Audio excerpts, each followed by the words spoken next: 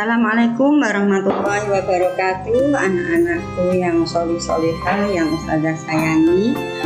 Pada kesempatan hari ini kita akan belajar pelajaran fikih tentang orang yang boleh meninggalkan puasa dan hikmah puasa Ramadan. Anak-anakku, orang yang boleh meninggalkan puasa, ya. Yang dimaksud puasa di sini adalah puasa Ramadan, ya. Orang yang boleh meninggalkan puasa Ramadan itu diantaranya yang pertama yaitu orang yang sedang sakit. Jadi ketika kita sedang sakit, kita diperbolehkan untuk tidak berpuasa.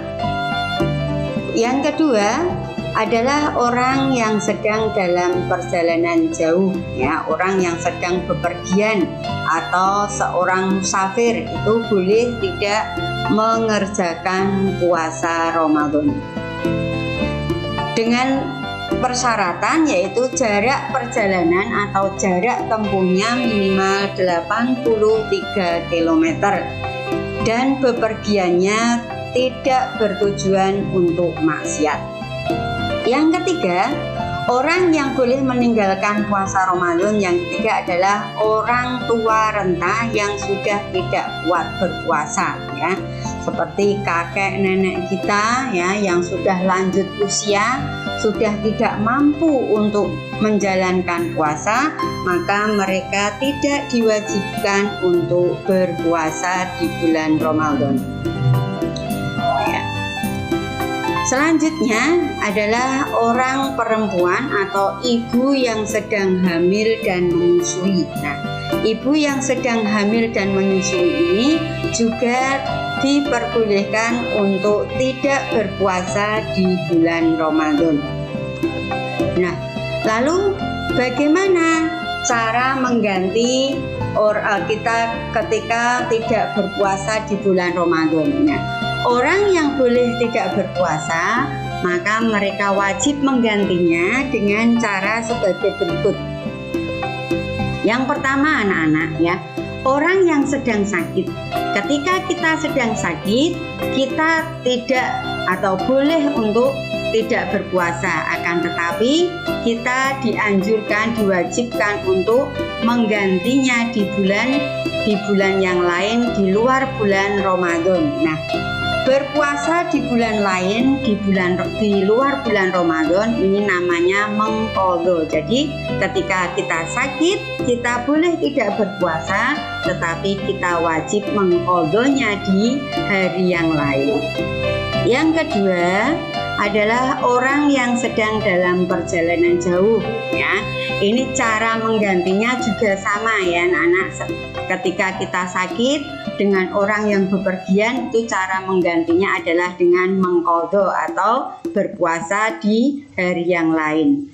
Kemudian orang tua renta yang tidak mampu, tidak kuat untuk berpuasa, maka cara menggantinya adalah dengan membayar fidyah atau memberi makan fakir dan miskin.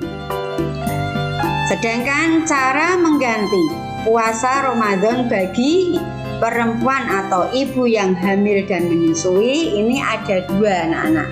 Kalau ibu kita atau ibu yang sedang hamil itu tidak berpuasa karena dia takut akan dirinya sendiri, ya, tidak kuat karena kondisinya lemah ataupun bagaimana, ya, maka dia wajib mengganti dengan cara mengqadha atau berpuasa di hari yang lain. Tetapi bagi ibu yang hamil, ya, ibu hamil dia kuat untuk menjalankan puasa, tetapi dia mengkhawatirkan bayinya, nanti jangan-jangan bayi saya lemah atau bayi saya kurang sehat. Nah, kalau yang dikhawatirkan itu bayinya, maka cara menggantinya adalah dengan membayar fidyah. Ya, jadi dua, anak-anak, ya. Kalau ibu hamil itu kok dia khawatir akan bayinya, maka ibu itu wajib mengganti atau mengqadha di hari yang lain dan juga harus membayar fidyah. Nah, Itu anak-anak cara mengganti puasa yang kita tinggalkan di bulan Ramadan. Sekarang kita akan menginjak pada hikmah berpuasa. Nah, puasa Ramadan harus kita lakukan dengan baik dan benar sesuai dengan ketentuan agar kita bisa memperoleh hikmah dan keutamaannya. Lalu apa keutamaan atau hikmah puasa Ramadan?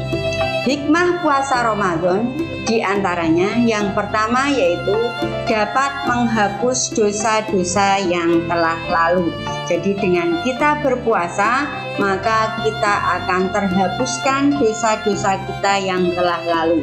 Sebagaimana sabda Rasulullah SAW yang berbunyi, "Man shoma Ramadhana imanan wa ihtisaban ghufira lahu ma taqaddama min dzambi."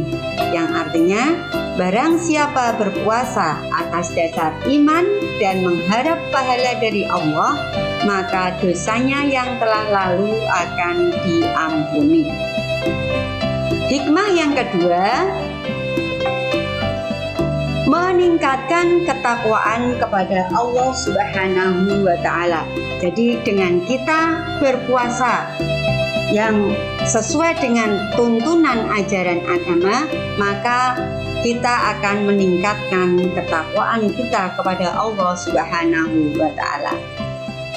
Hikmah puasa yang ketiga adalah dapat menyehatkan badan, ya anak-anak ya.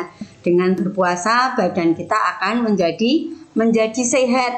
Kita tidak menjadi loyo. Karena apa? Dengan berpuasa kita terjaga ya, teratur dalam makannya. Wayai berbuka, kita berbuka. Waktunya sahur kita sahur sehingga badan kita akan menjadi sehat.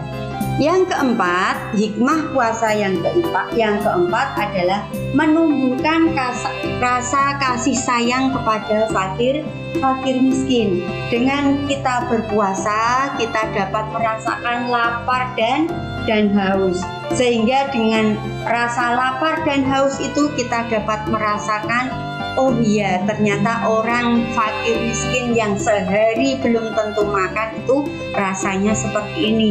Sehingga dengan kita merasakan haus, kita merasakan lapar, akan tumbuh rasa kasih dan sayang kita kepada fakir dan miskin. Hikmah puasa yang kelima adalah meningkatkan rasa syukur kepada Allah Subhanahu wa Ta'ala. Jadi kita tambah syukurnya kepada Allah.